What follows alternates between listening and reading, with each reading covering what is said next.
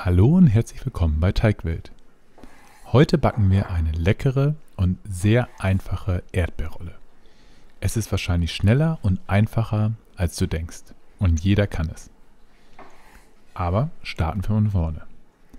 Als erstes müssen die Erdbeeren natürlich gewaschen und geschnitten werden. Beim Schneiden ist es so, dass wir die gar nicht ganz klein schneiden müssen. Das heißt, die normal großen Erdbeeren viertel ich einfach nur und die etwas größer geratenen Erdbeeren werden geachtelt. Sie müssen aber nicht ganz klein geschnitten werden. Weiter geht es nun mit dem Biskuitteig. Als erstes müssen wir 5 Eier trennen. Das heißt, dass wir das Eiweiß in die Schüssel geben, wo wir als erstes den Eischnee mit anrühren wollen. Hier kann man ein bisschen aufpassen, dass nicht viel Eigelb in die Schüssel tropft. Wenn mal ein Tropfen reinkommt, macht das gar nichts. Ich rühre den Eischnee hier mit der Küchenmaschine. Das funktioniert aber genauso gut mit dem Stabmixer oder Handrührer. In der Zwischenzeit bereite ich mein Blech vor.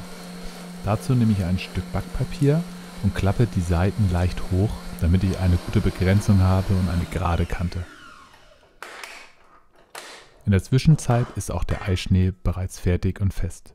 Das kann man mal testen, indem man die Schüssel auf den Kopf hält und wenn nichts herausfällt von dem Eischnee, ist er in Ordnung. Anschließend geht es weiter mit dem Eigelb. Die 5 Eigelb kommen zusammen mit dem Eischnee in die Schüssel und werden leicht untergehoben. Dazu gebe ich 5 Esslöffel Zucker und verrühre es wieder.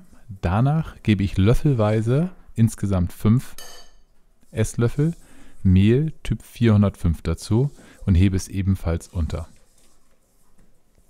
Wenn das Mehl so gut wie nicht mehr sichtbar ist, kommt noch eine halbe Tüte Backpulver hinzu.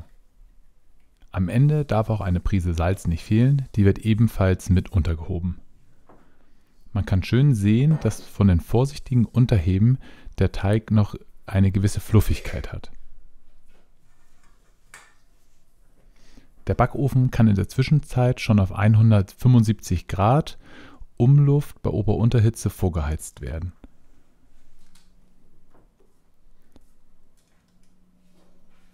Der Teig wird mit dem Teigspatel verteilt und etwas in die Ecken hereingedrückt, aber er verläuft auch zum Teil noch selbst.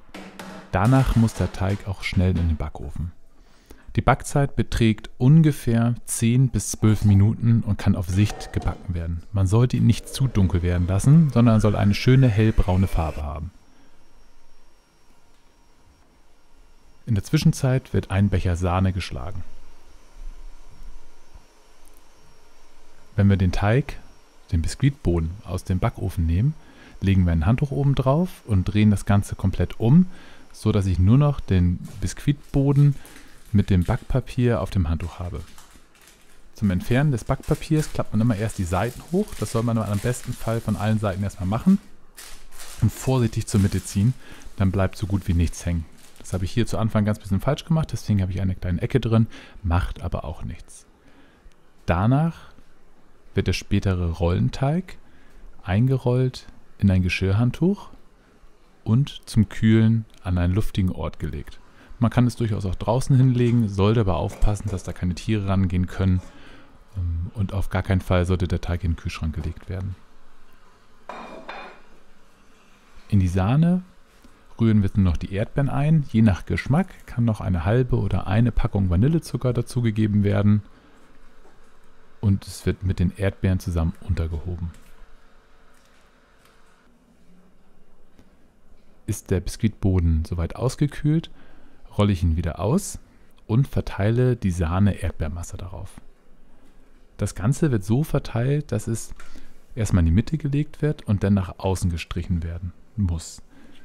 Oben und unten an der Kante darf jeweils so circa ein Spalt von 3 bis 5 cm frei bleiben. So kann man später leichter rollen.